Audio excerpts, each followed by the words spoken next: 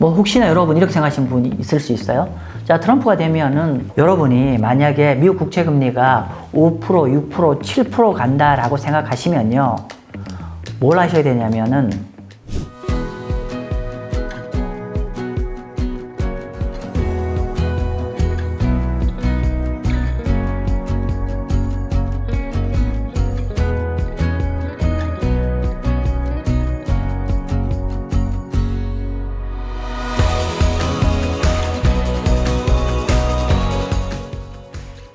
네, 안녕하세요. 마경원입니다. 제가 전 시간에 말씀드린 대로 제가 오늘 원달러 환율 관련해서 정답은 아닐 수 있겠지만 그래도 여러분이 현재 시장 상황을 어떻게 판단하고 앞으로 좀 어떻게 전망해야 되는지 어떤 생각의 프레임워크를 제가 좀 드리고자 오늘 자료를 좀 만들었습니다. 사실은 제가 통화 관련해서 또 한 8월 달에 드린 적이 있어요. 여러분 기억나시나요? 열심히 보셨던 분들은 기억나실 거예요. 제가 그때 어떤 말씀을 드렸냐면은 제가 이제는 좀 뉴노멀 시대로 돌아온 것 같다라는 말씀을 좀 드렸어요. 즉 뭐냐면은 2010년대에 어떤 원달러 환율 1100원대는 이젠 그 레벨로 돌아가기 어려울 것 같고 오히려 한 1300원 내외가 우리의 어떤 적정 환율로 보여진다라고 말씀드렸고, 그러면서 이제 그렇게 2010년대와 지금의 차이가 가장 큰 차이가 왜 그렇게 되냐면은 한국과 미국의 금리가 역전된 현상이고, 그 미국의 금리 역전된 게 이제는 다시 역전되지 않을 것 같다. 이게 완전 고착화될 것 같다.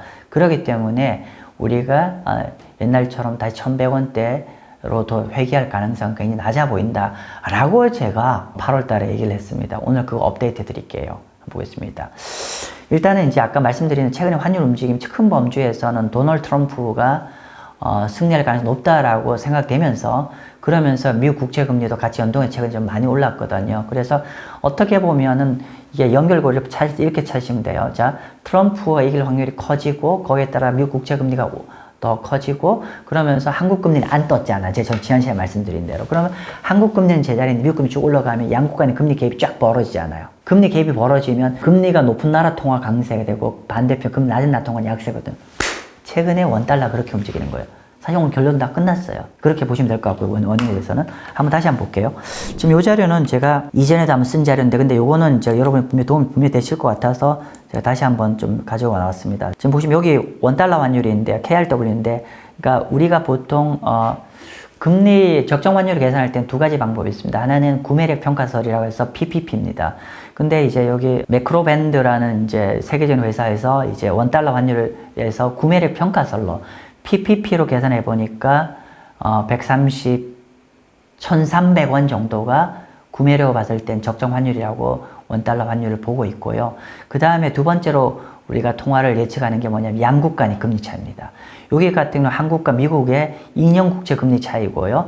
요거는 5년 국채 금리 차이를 갖고 계산한 거고 10년 국채 금리를 갖고 계산한 거예요. 그런데 요 금리 차는 금리가 사실은 여기 구매력 평가 부분은 사실은 뭐 단기간에 안 바뀌겠죠. 당연히 1,300원이니까. 근데 2년 국채금리와 5년 국채금리와 10년 국채금리 차이는 양국 간의 금리가 어떻게 이 폭이 더 벌어지냐 줄어지냐에 따라서 요 당시에 적정 환율하고 또 좀 차이가 나겠죠. 근데 어쨌건 간에 중요한 거는, 여기서 중요한 컨셉이 뭐냐면은 우리가 지난 한 2, 3년 전만 하더라도 워낙 한국 금리가 미국 금리보다 높았어요.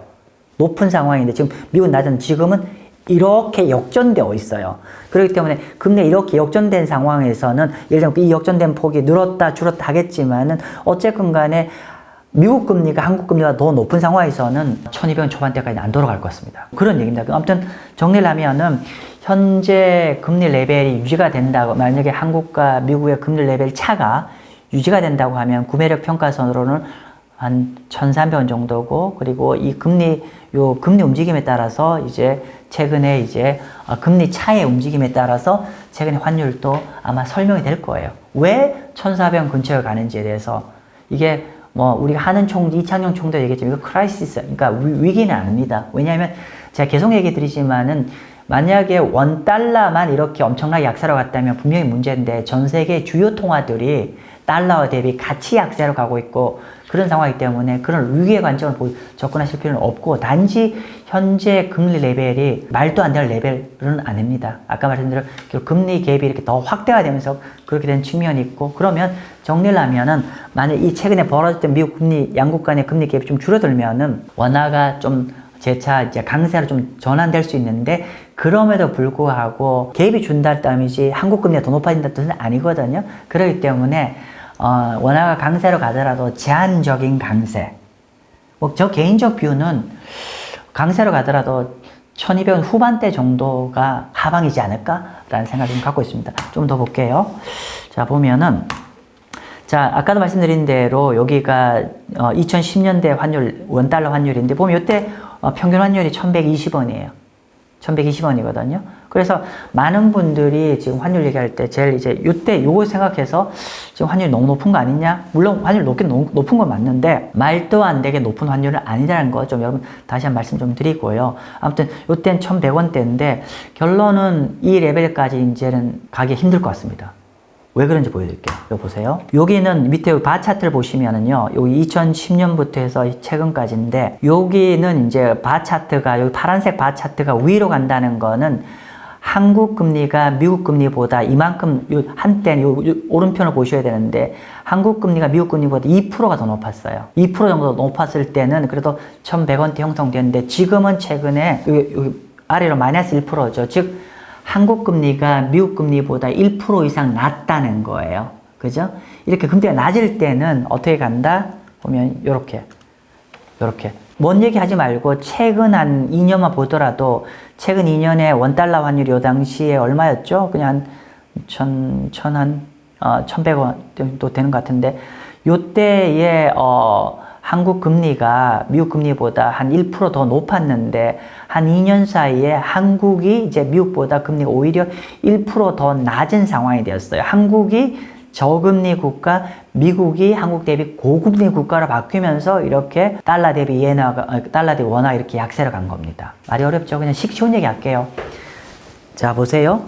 2010년에 1100원대는 한국 금리가 미국 금리보다 높았어요. 근데, 참, 그 말씀 드리기 전에, 기본적으로 통화라는 건 이런 겁니다. 양국 간의 금리 차이를 가지고 통화를 설명해야 돼요. 그래서 상대적으로 예를 들면 A 나라가 금리가 높다? 그럼 이 나라 통화 약세, 반대편 통화 약세고요. 반대로 B 나라 통화가 금리가 높다? 그러면 B 나라 통화 강세고 A 나라 통화 약세입니다. 물론, 이거 뭐 인플레이션 영향하면 또 다르겠지만 그냥 심플하게 말씀드리면 그렇습니다. 그런데, 보면은 2010년대만 해도 한국 금리가 높다 보니까 한국 원화 강세, 한 1100원대가 원화 강세를 간 거잖아요. 그렇게 움직였는데 지금은 이게 최근 2년 사이에 역전이 돼서 한국 금리가 미국 금리가 더 낮아지고 미국 금리가 더 높아지다 보니까 1300원, 1400원대로 갔다라고 이해하시면 됩니다. 자, 그러면 조금 더 구체적으로 최근 상황 한번 볼게요. 큰 그림 얘기하는데 자 볼게요. 제가 한번 그려봤어요. 요 최근 작년 1월달부터 금년 어제입니다. 어제가 10월 28일인가요? 정확할 텐데 아무튼 자 볼게요. 요게 그 파란 색깔이 원달러 환율인데 거의 1380원, 90원까지 여기가 환율이 많이 급등을 했죠. 한때 보면은 요렇게 1300원에서 거의 한 100원 정도 이렇게 최근에 쫙 파란색이 올라갔죠. 근데 이게 왜 이렇게 됐냐 보니까 여기 밑에 점선 보이시죠? 점선하고 똑같이 가잖아요. 요 점선이 보면은 금년 7월달 보면은 금년 7월 달에도 1300원 후반대에 여기 파란색이 있다가 9월 중순까지 해서 이렇게 1300원 초반까지 1300원 내지 1290원까지 떨어졌다가 다시 이렇게 올랐는데 이 구간과 똑같이 간 게 뭐였냐면은 이 점선 보세요. 점선이 이렇게 줄어들었다가 좀 다시 올랐죠. 이 점선이 뭐냐면은 미국과 한국의 금리 차이입니다.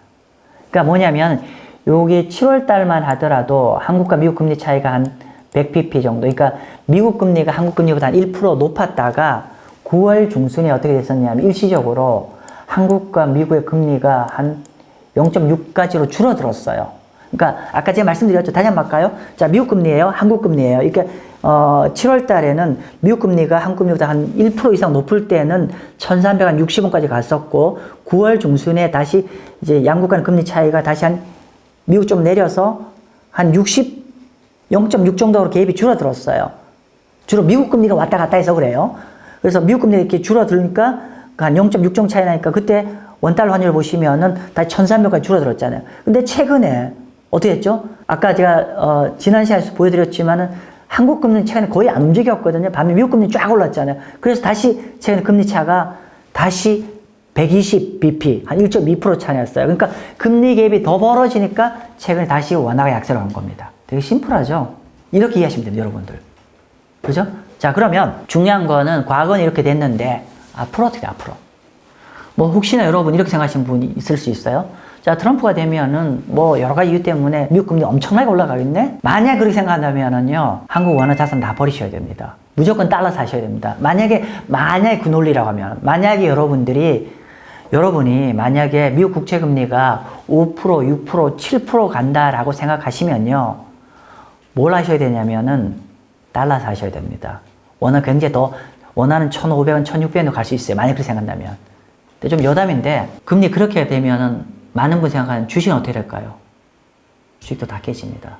그건 영역 좀 아시면 좋을 것 같아요. 아무튼 간에, 저는 개인적으로 그렇게 생각하지 않습니다. 아무튼 간에, 여러분, 그러니까 여기 원달러의 어떤 메커니즘에 대해서는 한국과 미국의 금리 차이로 움직인다라는 거를 아시면 최근에 왜 원화가 이렇게 약세로 갔는지를 아실 수 있을 거고, 자, 그럼 앞으로는 어떻게 될까? 그죠, 앞으로. 아까 말씀드린 대로 전제 깔았습니다. 만약에 우리가 채권 시장이 완전히 누가 표현한 건데, 폭망할 거다라고 생각하시는 분들은, 즉, 금리가 5%, 6% 갈 거라 생각하시는 분은 무조건 달러 사십시오. 왜냐면 원화가 폭락할 거니까요. 만약 그 관점이면. 근데 저는 그렇게 생각하지는 않습니다. 자, 볼게요. 제 뷰. 자, 먼저 요거는 뭐냐면은, 결국 이런 거잖아요. 결국 앞으로 양국 간의 금리 갭이 현재 1.2% 정도 차이 나는데 이게 더 확대가 될 거냐, 줄어들 거냐, 이거를 전망해야 되는 게 중요하잖아요. 그래서 제가 계속 말씀드리자면 저 개인적 뷰 말씀드리는 건 딱 여러분한테 원하는 게 아니라 세계적인 전문가 집단이 어떻게 생각하는지를 제가 알려드릴게요.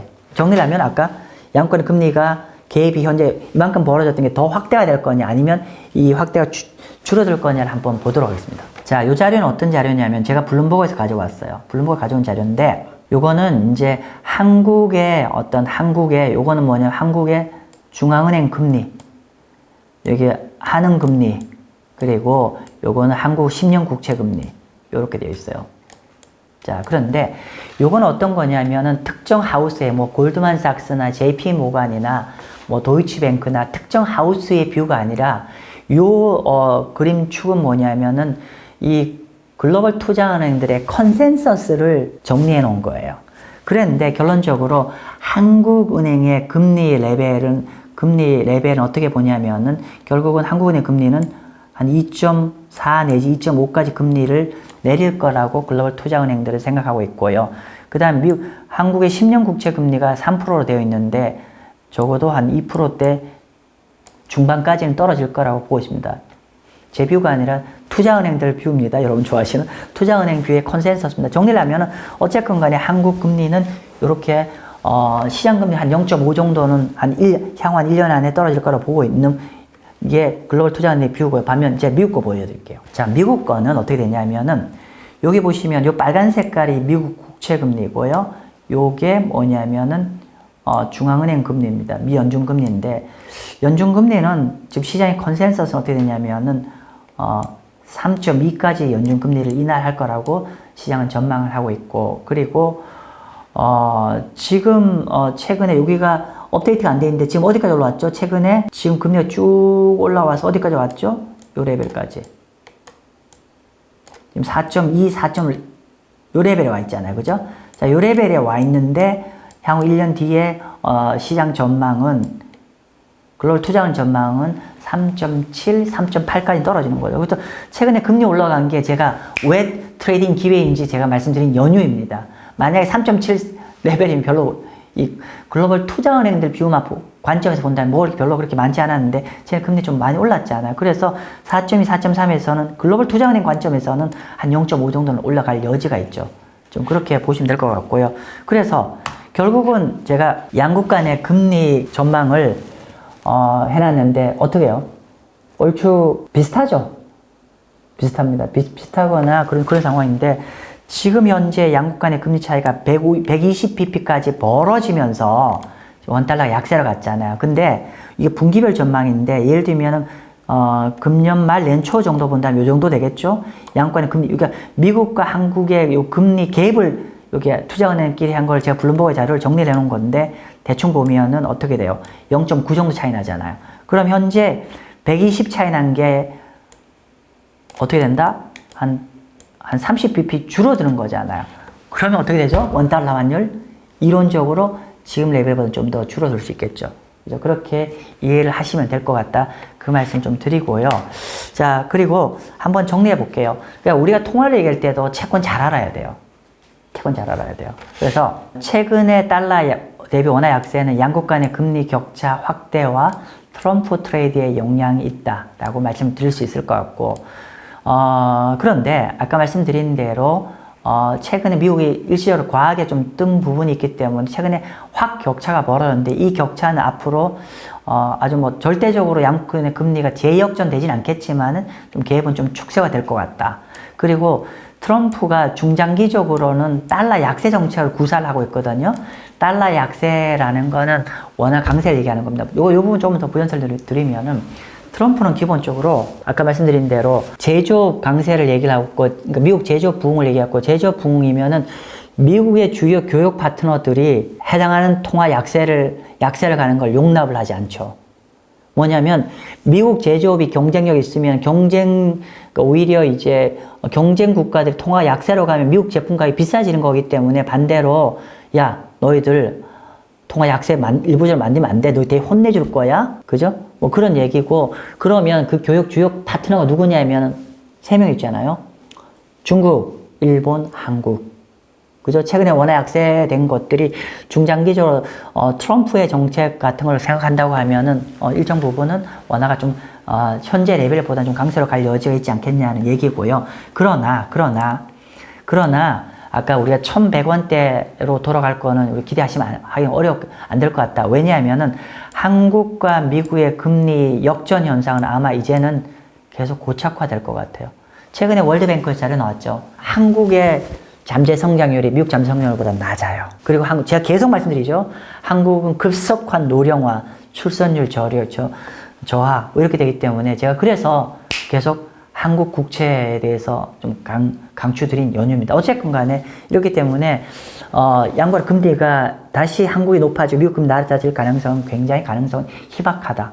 그러면 결론적으로는 그런 관점에서는 아까 구매력 평가서를 또 1,300원 내외했지만은 금리가 일정 부분은 미국 금리가 좀 더 한국보다 높은 상황이 계속 앞으로 당분간에 일지 아니면 계속될지 모르겠는데 지속될 가능성이 높기 때문에 1,300원 내외가 우리가 원달러 환율의 새로운 유노멀이 되지 않을까라고 좀 판단합니다. 물론 내년 하반기에 우리가 WGBI 인덱스 기억나시나요? 월드 거버먼트 본드 인덱스 글로벌 국채 인덱스에 한국이 편입되고 그러면 한 추상컨대 한 70조 내지 80조 정도의 한국 원화표시 국채에 대해서 매수가 들어올 거고 그 매수가 들어오면 한 7, 80조의 원화를 매수하는 관점이기 때문에 이건 분명히 일정 부분 한국 시장, 통화 시장 긍정적이지만 그렇다고 하더라도 그것 때문에 다시 1,100원대는 가지는 않을 거라고 봅니다. 설령 그런 이벤트가 있다고 하더라도 1,200원대 후반 정도까지만 회복하는 게 되지 않을까 싶습니다. 아무튼 우리가 채권을 알면은 이렇게 환율 시장까지 많이 이해하실 수 있고요. 그리고 마지막 한 말씀 더 드리면 그러면 혹시나 이제 우리가 여러분이 미국 채권을 투자한다고 했을 때 국내 상장 채권 ETF에서 환해증을 하는 게 좋아요? 안 하는 게 좋은가에 대해서는 오늘 이 통화 전망이 도움이 되실 겁니다. 네, 마치도록 하겠습니다. 감사합니다.